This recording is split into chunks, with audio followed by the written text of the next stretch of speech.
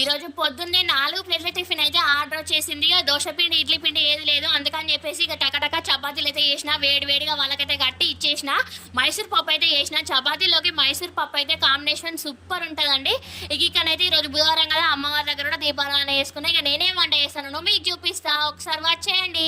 పప్పు అయితే కుక్కర్లో పెట్టేసిన. ఇక కూరగాయలు అన్నీ కట్ చేసుకున్నా. అంతలోపు అయితే పప్పు అయితే ఉడికిపోయింది. పప్పు పోపు పెట్టేసిన, చాలా కూడా పోపు పెట్టేసిన. అవి రెండు దించి పక్కకు పెట్టేసిన. తర్వాతనైతే వంకాయ ఆలుగడ్డ పొయ్యి మీద వేసుకున్నా. అది పొయ్యి మీద వేసి ఇటు బియ్యం కూడా ఏసరు పెట్టేసిన. ఏసరు వచ్చేసింది. అటు రైస్ అయింది, ఇటు కర్రీ కూడా అయిపోయింది. అయితే ఒక సిస్టర్ అయితే కామెంట్ చేసింది, అక్క మీరు వంట చాలా బాగా చేస్తారు, నాకు కూడా వంట చేయడం అంటే చాలా ఇష్టం అక్క, ఇట్లా బిజినెస్ స్టార్ట్ చేద్దాం అనుకుంటాను అని చెప్పేసి అయితే కామెంట్ చేసింది. తప్పకుండా సిస్టర్ బిజినెస్ అయితే స్టార్ట్ చేయండి. అయితే సిస్టర్ ఏం కామెంట్ చేసిందంటే, అక్క ఇంకొక ఫుల్ వీడియో చేసి క్లారిటీగా చెప్పండి అక్క, నేను చూసిన ఫుల్ వీడియోస్ కానీ ఇంకొకటి వేయండి అక్క అని చెప్పేసి కామెంట్ చేసింది. తప్పకుండా సిస్టర్ నీకోసం అయితే ఫుల్ వీడియో చేస్తా. మీరైతే ఈ వీడియోకి ఒక లైక్ చేసి వెళ్ళండి.